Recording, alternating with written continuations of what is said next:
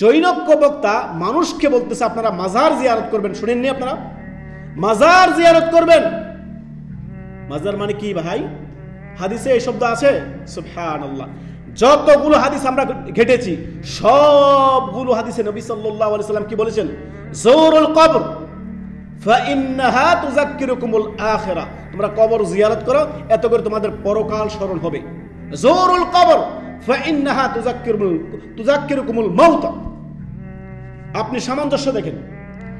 যেই সকল এই সমস্ত ফেমাস আর ভাইরাল বক্তারা আপনারা দেখতে পাচ্ছেন, তারা মানুষকে শিরক ঠিক, বেদাত ঠিক, সবটাই ঠিক, কবর পূজা ঠিক, মাজার পূজা ঠিক, সমস্ত শিরক বেদাত সব ঠিক।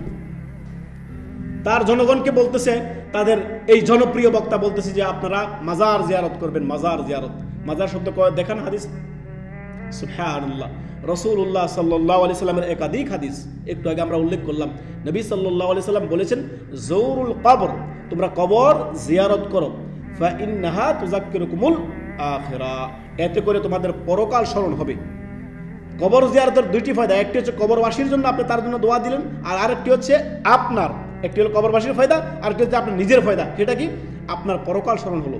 অন্য এক হাদিসে আসছে যুরুল কবর ফাইন্নাহা তুযাক্কিরুকুমুল মাউত, তোমাকে মউত পরকাল স্মরণ করাবে। সুবহানাল্লাহ। কোথায়? মাজারের কথা আসছে। আমাদের দেশে যে সকল মাজারকে বলা হচ্ছে, দেখেন, যদি কবর জিয়ারত করতে হয়, যেই ব্যক্তিটা মাজার জিয়ারত করতেছে সেই ব্যক্তি কখনো তার বাবার কবরের সামনে গিয়ে কখনো তার বাবার কবর জিয়ারত করে না, তার দাদার কবর জিয়ারত করে না, তার যে নিকট আত্মীয় তাদের কবর জিয়ারত করতে দেখবেন না। ওই বড় বীর উমুকের কবরে গেছে কি করতে? জিয়ারত করতে। অথচ তার বাবা বেশি হক রাখে, মৃত্যু বরণ করার পরে সে তার বাবার জন্য দোয়া করবে। সে বাবাকে রেখে দিয়ে সে গেছে আপনার আরেক বাবার কি করতে? ভাড়া করা বাবার কাছে জিয়ারত করতে। এই হচ্ছে আমাদের দেশে বক্তাদের অবস্থা। তাদেরকে আমরা আন্তর্জাতিক ক্ষতি সম্পন্ন বক্তা হিসেবে আপনারা চিহ্নিত করতেছেন। সুবহানাল্লাহ। আর সাধারণ মানুষ বুঝতে পারে যে আপনার বাবার মৃত্যুবরণ করার পরে তিনি সবচেয়ে বেশি অধিকার হক রাখে যে আপনার উপর, আপনি আপনার বাবার জন্য বলবেন রব্বিরহামহুমা কামা রব্বায়ানি সগীরা, ইয়া আল্লাহ আমার আব্বাকে আপনি ক্ষমা করেন, আল্লাহ আমার আব্বাকে ক্ষমা করে দেন। বেশি হক রাখে আপনার বাবা।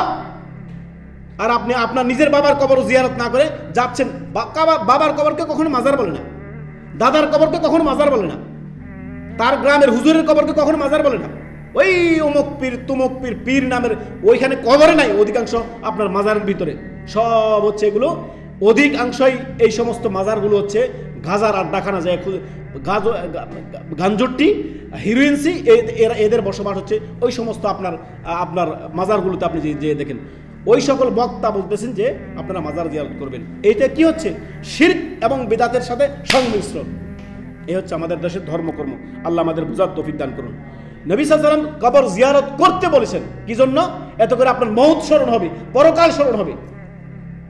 নবী সাল্লাল্লাহু আলাইহি ওয়াসাল্লাম এই কথা বলেননি তোমরা যা এই যে মাজার যাদেরকে নাম, মাজারগুলো হয় কি বলেন তো? মাজারগুলো তো হয়টা কি? যদি একজন মুসলমান ইবাদত বন্দিগি করার দরকার থাকবে, সে মসজিদে দৈনন্দিন 5 ওয়াক্ত নামাজে হাজির হবে, ফরজ সালাতে হাজির হবে।